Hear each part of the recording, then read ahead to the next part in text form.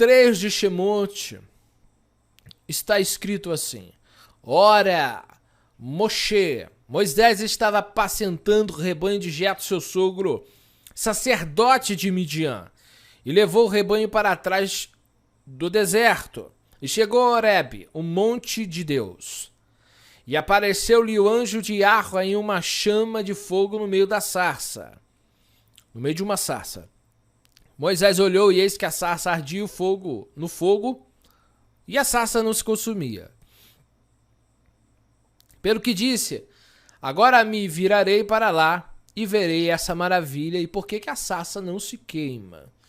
E vendo o Senhor que ele se virava para ver, chamou do meio da sarça e disse: Moisés, Moisés.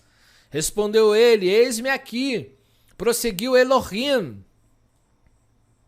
Não te chegues para cá, tira os sapatos dos pés, porque o lugar em que tu estás é terra santa.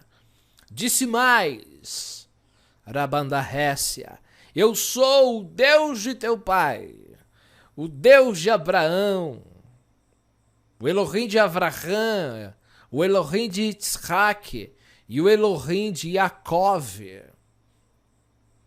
E Moisés escondeu o rosto porque temeu olhar para Deus. Estou olhando em português mesmo. Então disse o Senhor: Com efeito tenho visto a aflição do meu povo que está no Egito e tenho ouvido o seu clamor por causa dos seus exatores. Porque conheço os seus sofrimentos, desci para livrar da mão dos egípcios, para fazer subir da terra para uma terra boa e espaçosa, para uma terra que emana leite e mel, para o lugar do cananeu, do Eteu, do Amorreu, do Perizeu, do Eveu e do Jebuseu. E agora eis que o clamor dos filhos de Israel é vindo a mim, e também tenho visto a opressão com que os egípcios o oprimem. Agora, pois, vem, eu te enviarei a Faraó, para que tires do Egito o meu povo, os filhos de Israel. Então disse Moisés a Elohim: Quem sou eu para que vá a Faraó e tire do Egito os filhos de Israel? Respondeu-lhe Deus: Certamente eu serei contigo, e será por sinal de que eu te enviei. Quando houveres tirado do Egito meu povo, servireis a Elohim neste lugar. Então, verso 13, disse Moisés a Deus: Eis que quando eu for aos filhos de Israel, ele disser: O Deus, o Elohim dos vossos pais me enviou a vós, e ele perguntar: Qual é o seu nome? Que lhes direi? Respondeu Elohim a Moisés: Eu sou o que sou. Isso na versão em português. Yer, Asher, Yer. Serei o que serei. A pergunta é muito clara. Qual é o Deus de você, Moisés? Qual é o nome do Deus dos hebreus? Porque era conhecido no Egito muitas ideias de deuses. Sabemos nós que não são. Mas para eles eram alguma coisa. O que Deus vai provar ao Egito e vai provar para o mundo que não existe outro poder a não ser Yahuwah.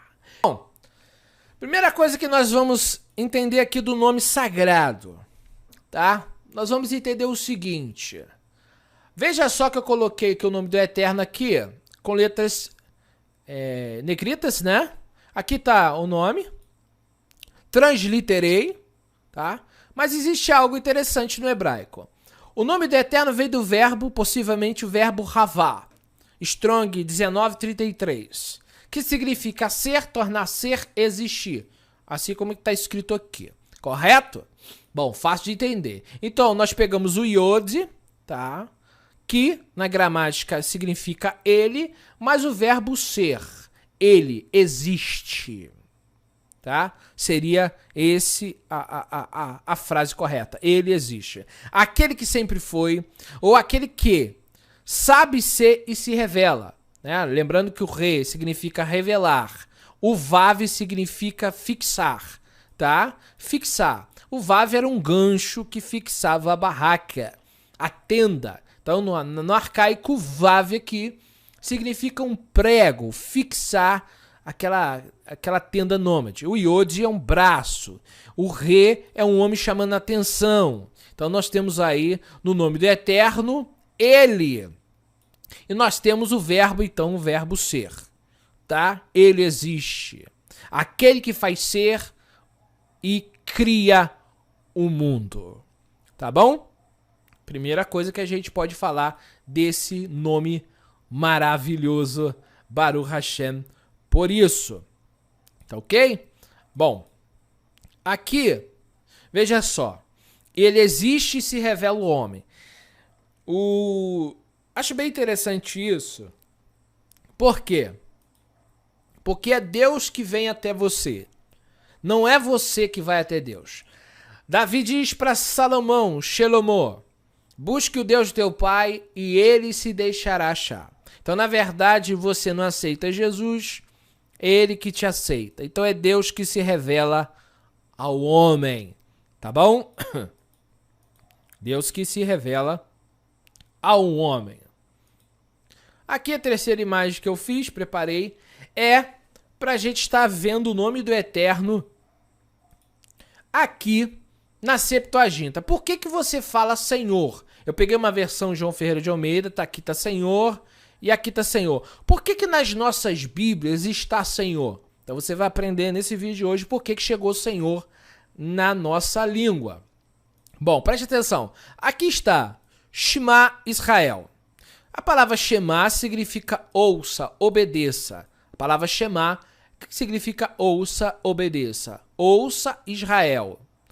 Aí aqui tem o nome do Eterno, tá? Vamos chamar de Adonai. Ouça Israel.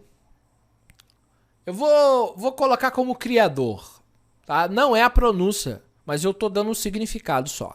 Só pra gente poder estar falando aqui. Ouça, obedeça Israel. O Criador, nosso Criador, tá? Aqui, veja só essa junção aqui do hebraico. Nu.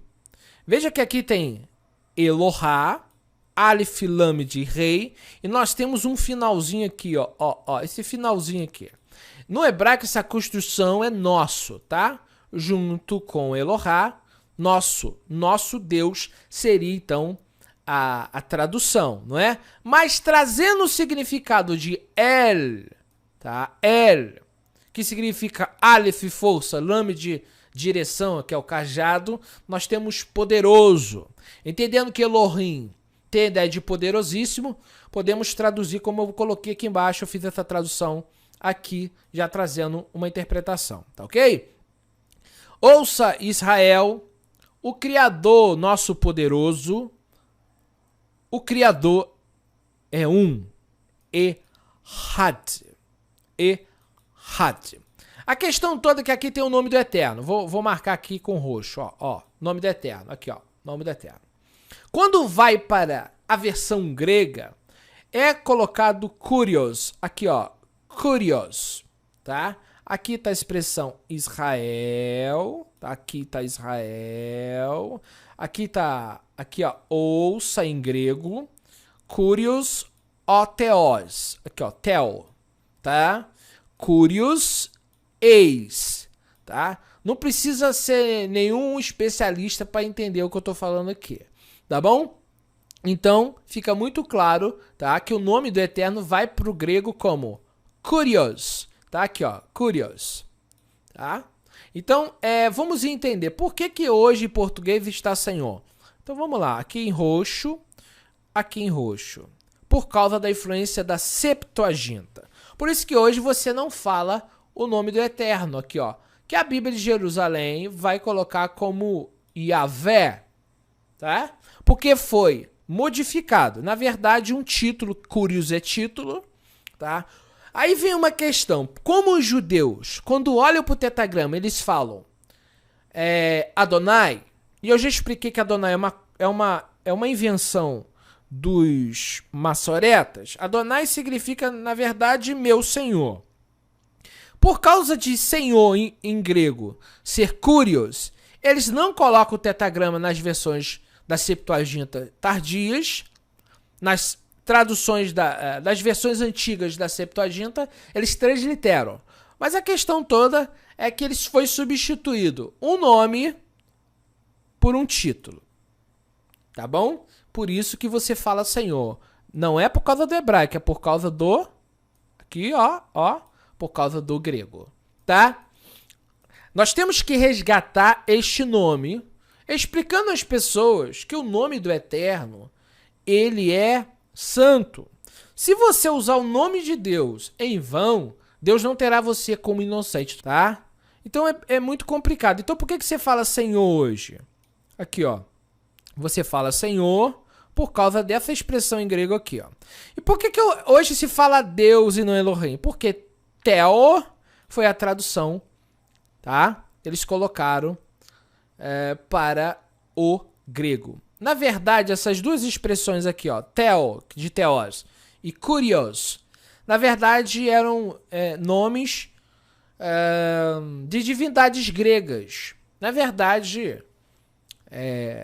lá no panteão lá dos gregos, existia o Theos e o Kurios, tá?